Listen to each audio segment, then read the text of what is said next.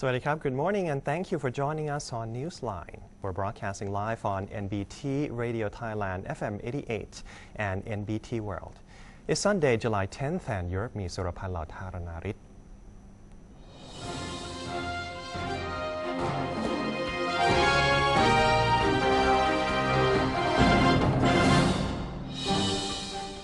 Welcome to today's segment of Thailand Moves Forward. First up, Prime Minister General Prayut Chan-o-cha has summoned high-ranking officials to follow up on the mobilization of the government's policies. The Prime Minister met with permanent secretaries of various ministries to follow up on the progress of their work. He stressed that all operations must be in line with the country's roadmap and must be implemented in a way that will move the country to the era of Thailand 4.0. The concept of Thailand 4.0 is to make Thailand a digital society where people's standard of living is relatively higher. The concept is expected to stabilize the country's economy in the long run, in compliance with the civil state approach, which requires participation from all sides. The Prime Minister was also informed that some operations have been going according to plan, while some may need more time and more active cooperation from the public. Prime Minister General Prayut Chan-o-cha said the government will not make a move until it has heard the Council of State's ruling on the Sangha Act. Many sides, including the government, are waiting for the Council of State's interpretation of Section 7 of the Sangha Act, which concerns the appointment of a new Supreme Patriarch. According to General Prayut, the government is ready to accept the case if the Council of State rules that it is the government's obligation to appoint a new Supreme Patriarch. However, should the conflict continue, he said the appointment will not be plausible. In the meantime, Deputy Prime Minister for Legal Affairs Wisanu Krungam noted that the Council of State has only been asked to interpret Section 7 of the Act, not to revise it as claimed by some people. Prime Minister General Prayut Chan-o-cha said English language is the most important and universal language in the world, while urging citizens to acquire English language skills. With the ability to understand English, the Prime Minister said one will have an unlimited access to information. And with unlimited information, he said one will be able to improve oneself and connect with others in different parts of the world. Therefore, he said the government places a great emphasis on improving people's English skills and has made the issue one of its priorities.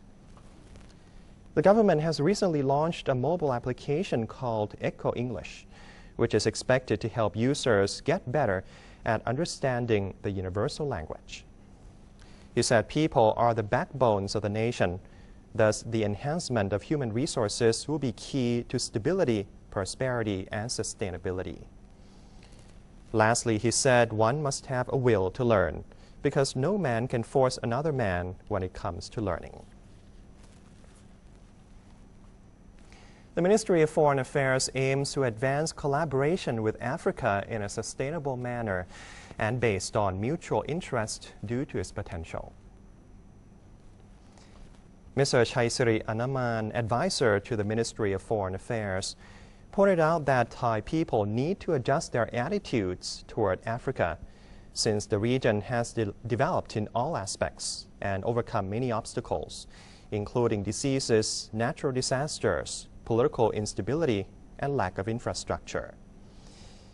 He added that Africa has a great potential in political and economic terms during the seminar entitled Thailand and Africa, Opportunity, Friendship, and Cooperation. The seminar aimed to raise people's awareness of the African region and fulfill the request of all sectors, corresponding with inclusive diplomacy. The basic background and put them together with the important or the relevant persons. Meanwhile, we can also have the various agents. We have 6 embassies and a few consulates, as well as many honorary consulate generals and consulate themselves, because these are the people that can help you facilitate the contract and others. He also stressed that there are a great number of African people in numerous nations, especially people under 25 years of age, who could be a great stimulus to drive the economy. It is also an important emerging market for exports. Moreover, there are also plentiful natural resources such as gold, copper, gems, iron, and zinc. Sure that Thai people can teach the rest of the people in the world, so Africa can benefit from the Thai skills and Thai techniques in the different areas. And Sudan ready for the cooperation, and Africa entirely also ready for cooperation with Thailand in the future. Mr. Bahar Idris Abu Garda, Sudan's Federal Minister of Health, considers Thailand a major country in Asia. With its economic and development partnerships, it should encourage Thai businessmen to discover Africa and invest, especially in Sudan, since Africa is a continent of potential and opportunities.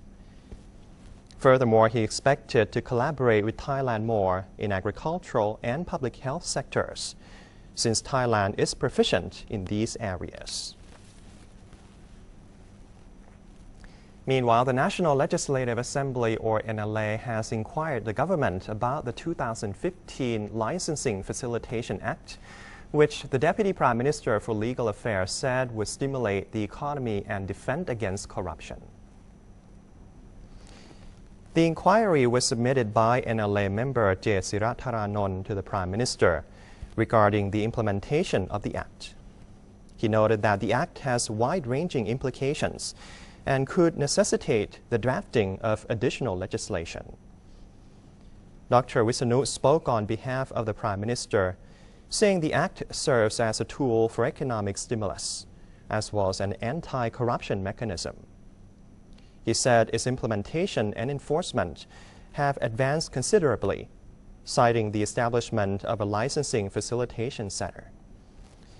The center is currently handling approximately 100 complaints in relation to the Act. However, the Deputy Prime Minister admitted that there are some remaining obstacles for the public sector and the general public. Dr. Wisanu did not share Mr. Jait's concern that the Act would require additional legislation. The National Reform Steering Assembly, or NRSA, has decided to tighten the rules and regulations for its activities to improve its operation.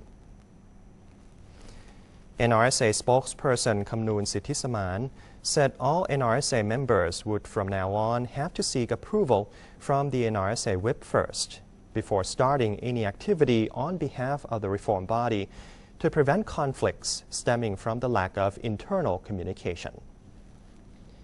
The NRSA whip also required that summaries of meetings, both within the reform body and with other agencies, be distributed to all participants. Mr. Kamnoon denied that the new rule was announced in response to a rumor that some NRSA members were angry with NRSA Deputy Speaker Alongkorn Polabut for having meetings with political party leaders. Mr. Kamnoon insisted that the NRSA had no plan to remove Mr. Alongkorn from his current post.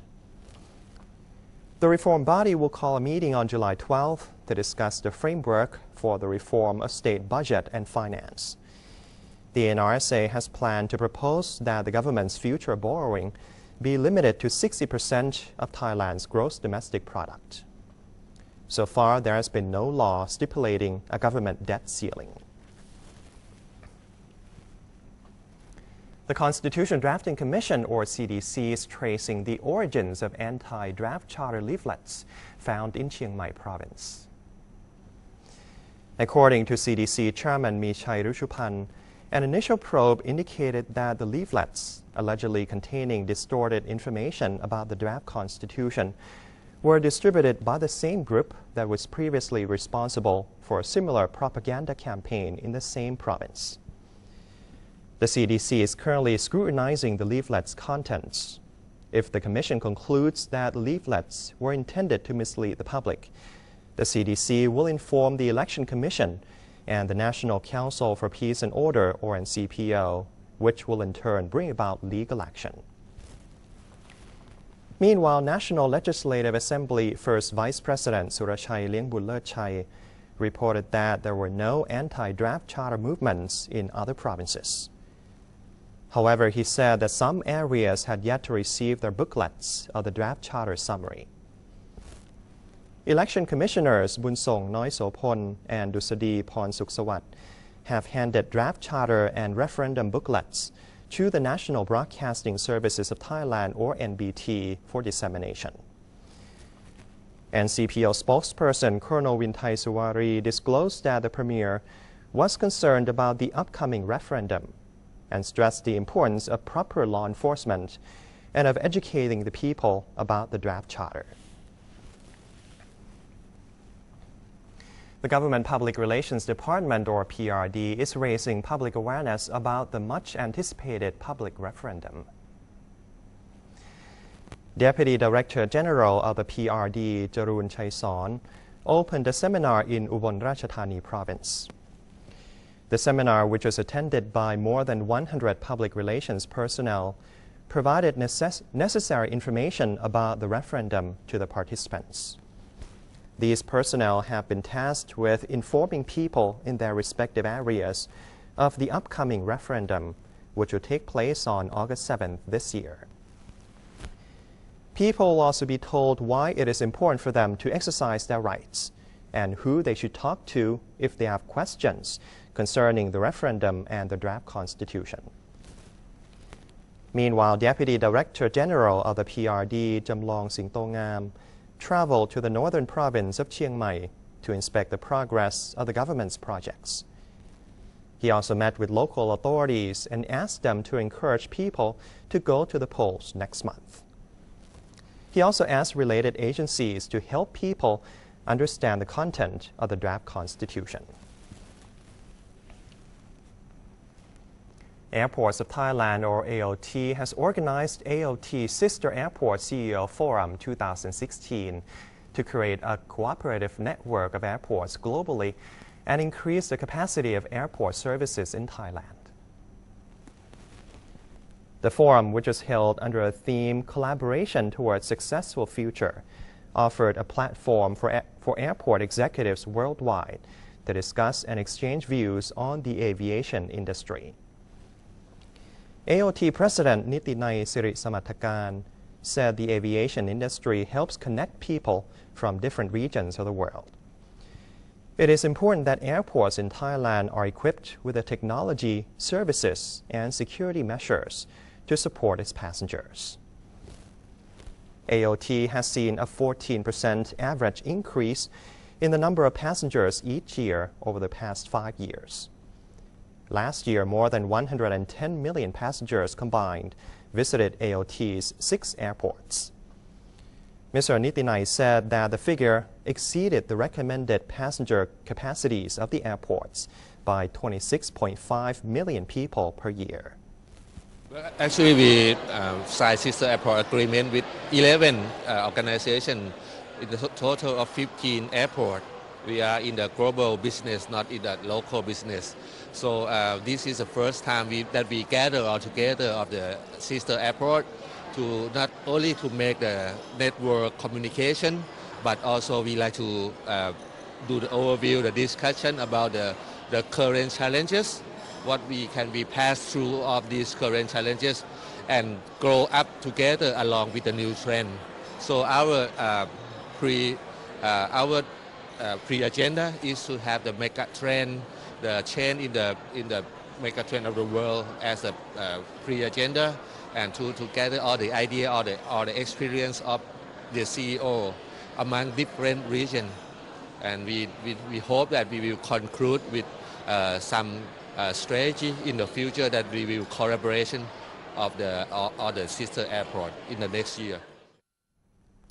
To increase the service capacity, AOT has developed a 5 to 10-year development plan which he claimed will enable the airports to handle as many as 181 million passengers per year. Second phase of Suvarnabhumi has a budget of 62 billion baht, and we has reduced the budget by 7 billion baht. We have totally 7 contracts. We did tendering. We has already got a contractor for 2 of the contract out of 7, and we hope that we will get the third contractor within the end of this July 21st or 22nd. Right now we have the budget to go for this year of about 15 billion baht to invest for this year. We believe that the other 4 contracts will go for tender within the end of this year. He also stressed the need to set up a professional network among airports around the world to accommodate the growing passenger traffic. He expects that the global aviation industry will see a $157 billion increase in revenue over the next 3 years. The Thai Red Cross Society has launched a project for children with thalassemia in honor of Their Majesties the King and Queen. The Red Cross Youth Bureau of the Thai Red Cross Society has organized activities for children with thalassemia and the underprivileged. The campaign teaches children about the life of Lord Buddha and his teachings. The project was also launched in celebration of the 70th anniversary of His Majesty the King's accession to the throne and Her Majesty the Queen's 7th cycle birthday anniversary. The event, which took place at a temple hall of Wat Thep Surin, was divided into 4 different zones for children and visitors to enjoy. It also featured an exhibition entitled 84 Good Deeds. More than 1,000 people took part in the event. The Thai government has joined forces with the private sector to promote the local plastics industry with the Interplast Thailand 2016 project. Our correspondent Kun Suthichat Denpruktham reports.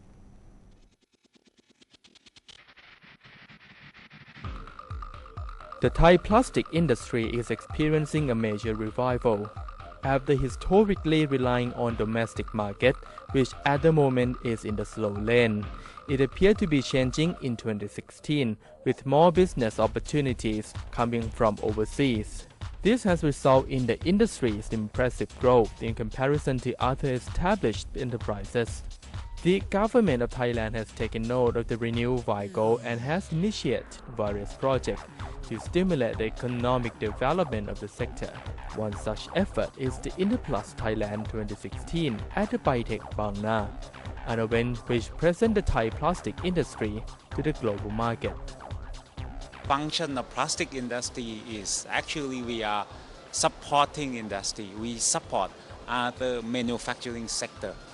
Our values of the total plastic industry is about 560,000 million baht. Our major customer is mainly in packaging, especially like food and beverage packaging, auto parts, and also other like medical device part. We can say that all manufacturing sector has to need plastic parts as at least a support for their production. We export about 20% comparing to our production, but this is much more important in terms of we are thinking as our strategy. We are trying to introduce Thailand to the global market. Interplast Thailand 2016 is attracting investors and potential business partners from countries around the world. Many are in the Asian region, where Thailand is often regarded as the hub of the ASEAN economic community. The success of the event reflects the rapid expansion of the modern Thai plastic market. Plastic export in the first half of 2016 reached 63,000 million baht, which was an increase of over 6% compared with the same period last year. The strength of this sector is one of the reasons that the investor from abroad has been eyeing such business opportunities in Thailand. This year we got the opportunity to welcome business delegates, not only from the CLMV market around Thailand, but also from China, Taiwan, and India, who come here to look for the business opportunity and partnership. InterPlus Thailand 2016 is expected to attract over 17,000 visitors, with 5,000 million baht being generated. This is another successful initiative by the Thai government and private organizations, working in unison to further support the Thai economy and keep the country competitive in the years to come. Sutisha Denpriktham, reporting for NBT World. And that's it for Thailand Moves Forward. We'll take a quick break now, but before that, here's a look at the exchange rates and commodity prices.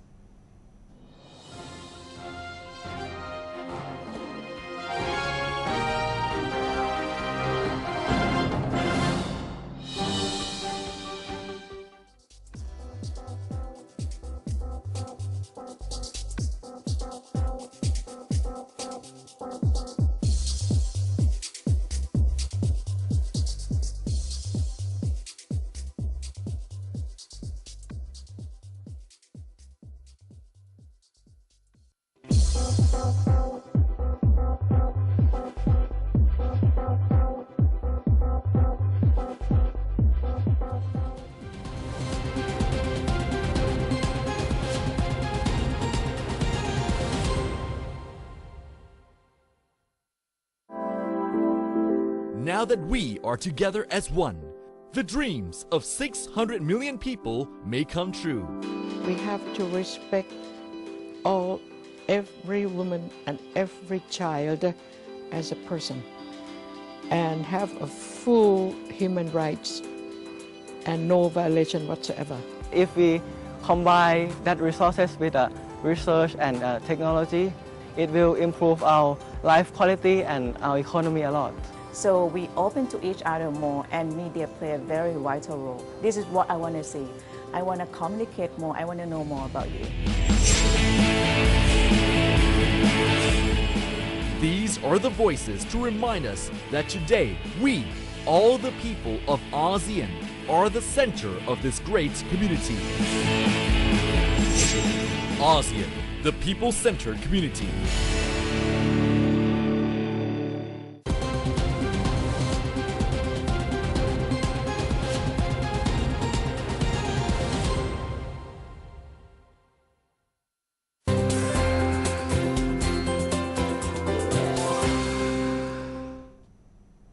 Welcome back to Newsline, and now let's take a look at the ASEAN news. A major convenience store chain in Japan, Lawson Inc., a major convenience store chain in Japan, is planning to penetrate more ASEAN markets. According to Mr. Sadanobu Takematsu, the company's president and chief operating officer, Lawson has 38 stores in Indonesia, 18 in the Philippines, 57 in Thailand, and more than 700 in China. The company plans to open 3,000 stores in the ASEAN region by the year 2020. The COO said Lawson has expanded rapidly in Thailand as the demand for convenience stores in the kingdom is high. He said the ratio of a convenience store per population in Thailand is about 1 per 7,000 people. The figure indicates that there is a need for more stores in the country. The ratio in Japan is about 1 convenience store per 200 residents. Mr. Sadanobu said his company is planning to increase the number of Lawson stores in Thailand to 500 and 15,000 in Japan within the next 3 years. The company generated 2 trillion yen last year. Out of the current 57 stores in Thailand, there are 14 stores established over the first 6 months of 2016, with 98 additional stores planned for the latter half of the year. These stores will be located mostly in Bangkok, Chonburi, Nakhon Ratchasima, and Ayutthaya provinces. And that's a wrap for today's edition of Newsline. If you have any comments or suggestions, please feel free to email us at newsline.nbt@gmail.com. You can also follow us on Facebook or visit our website at thainews.prd.go.th/en. And for today, we're going to say goodbye with a sloth wandering in the Peruvian town of Pucallpa and surprising the neighbors. I'm Surapan Lautaranarit. Thank you for joining us and have a great weekend. สวัสดีครับ